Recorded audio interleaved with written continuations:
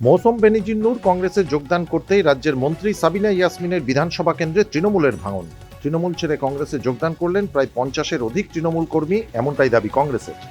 তাদের হাতে পতাকা তুলে দেন সদ্য তৃণমূল ছেড়ে কংগ্রেসে যোগ দেওয়া মৌসুম নূর ও তার দাদা দক্ষিণ মালদা কংগ্রেস সাংসদ তথা জেলা কংগ্রেস সভাপতি ঈশা খান চৌধুরী। তবে এতে গুরুত্ব দিতে নারাজ মন্ত্রী সাবিনা ইয়াসমিন। সোমবার মালদার মোথাবাড়ি বিধানসভা কেন্দ্রের পঞ্চানন্দপুর 1 নম্বর গ্রাম পঞ্চায়েত এলাকায় 50-এর অধিক তৃণমূল কর্মী সমর্থক কংগ্রেসে যোগদান করেন। মৌসুম নূর বলেন, বর্তমানে তৃণমূলের যা অবস্থা, আত্মসম্মান নিয়ে এখানে কেউ দল করতে পারবে না। যারা আত্মসম্মান নিয়ে দল করতে চান তারা কংগ্রেসে আসুন।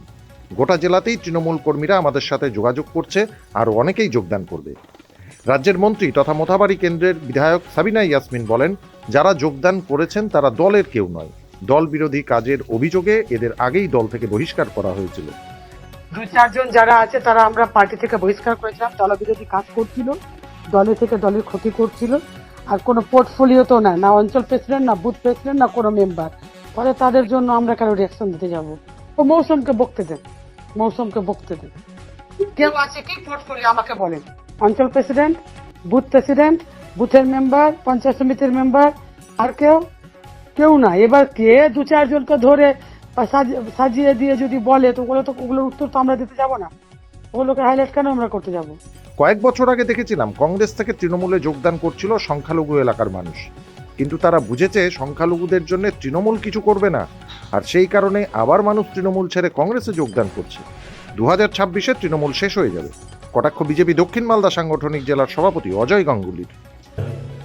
দেখুন, এর আগে একটা পশ্চিমবঙ্গে হাওয়া উঠেছিল 18-19 সালে, যদি দেখেন কংগ্রেস থেকে সব তৃণমূলে হৈ হৈ করে সব যোগদান করেছিল, এবং যোগদান করার পরে যেটা এখন তৃণমূলকে দেখা যাচ্ছে যে তৃণমূল শুধু পরিবার কেন্দ্রিক পার্টি ছাড়া অন্যান্য লোকেদের কোনো সুবিধা দান করতে পারেনি, এবং সংখ্যালঘুদেরকেও বিশেষ কোনো ব্যবস্থা করে দিতে পারেনি।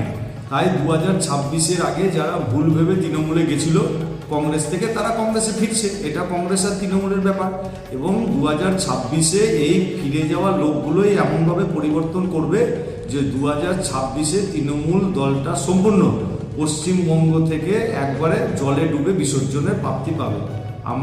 তারা জয়েন করলেন এবং অন্যান্য ব্লকেও তারা যোগাযোগ করছেন। মানুষ স্বতঃস্ফূর্তভাবে কংগ্রেসে আসতে চাইছেন, কারণ কংগ্রেস হচ্ছে সততার প্রতীক। মানুষের জন্য কংগ্রেস লড়াই করেছে দীর্ঘদিন ধরে। আপনারা দেখেছেন মালদা বরকত সাহেবের আমল থেকে কংগ্রেস কিন্তু বরাবরই মজবুত এবং মানুষের জন্য কাজ করেছে, লড়াই করেছে, এলাকার উন্নয়ন চেয়েছে শান্তিপূর্ণভাবে, এবং বরকত সাহেব ধর্ম নিরপেক্ষতার প্রতীক ছিলেন। তো মানুষ জানে যে এই দল একমাত্র দল যারা ধর্মের নামে কিন্তু ভোট চাইতে যায় না, তারা চায় যে মানুষের উন্নয়ন হোক। সেটা দেখে প্রত্যেকটা ব্লকে তৃণমূল কংগ্রেসের কর্মীরা এবং অন্যান্য দলের কর্মীরাও যোগাযোগ করছেন, এবং আপনারা আগামীতেও দেখবেন যে তারা যোগদান দেবেন। তৃণমূলে যারা শাখা সংগঠন, এরাই মোটামুটি নেতৃত্ব দিত তৃণমূলে। এরাই যুবক বাহিনী, মাদার বাহিনী সব ছিল। আজকে আমি মনে করি পঞ্চানন্দপুর থেকে তৃণমূলটা পরিষ্কার হয়ে যাবে সামনে এই 26-এর বিধানসভা। আরো কি কালীচক 2 নম্বর ব্লকে এখন আরো সবাই যোগাযোগ করছে আমার সঙ্গে। আমি যেহেতু ব্লক সভাপতি, ওটা 2 নম্বর ব্লকের সব অঞ্চল থেকে আমার সঙ্গে যোগাযোগ করছে। আমি আশা করছি সবাই আমাদের এই কংগ্রেস দলের ছাত্রছায়া আসবে, এটুকু আশা করছি। এই যে গতকাল দেখেন, এই ভদ্রলোককে কালকে তৃণমূল পতাকা ধরিয়েছিল সাবিনা ইয়াসমিন, ঘরের প্রলোভন দেখে, ঠিক কিনা? তো একদিনই বুঝতে পারলেন, আজকে এসে আবার কংগ্রেসের ছত্রছায়াতে আসলেন। দেখেন, আপাতত আমি বলি, আমি 2013 থেকে কলেজ ভোট থেকে আমি তৃণমূলে যোগদান করেছিলাম। সাবিনার দিক সাথে তখন থেকে আমার একটা উঠা বসা। মানুষ হিসাবে আজ আমি ওনাকে সম্মান করলেও নেত্রী হিসাবে আমি পছন্দই করি না। ওনার যে রাজনীতি করার ধরন সেটা একেবারে আলাদা। মানুষকে টুপি পরিয়ে উন্নতির নাম করে নিজের পকেট ভরা। আজকে উনি যে পরিমাণে মানুষের ক্ষতি করেছে এটা মানুষ বুঝতে পারছে না।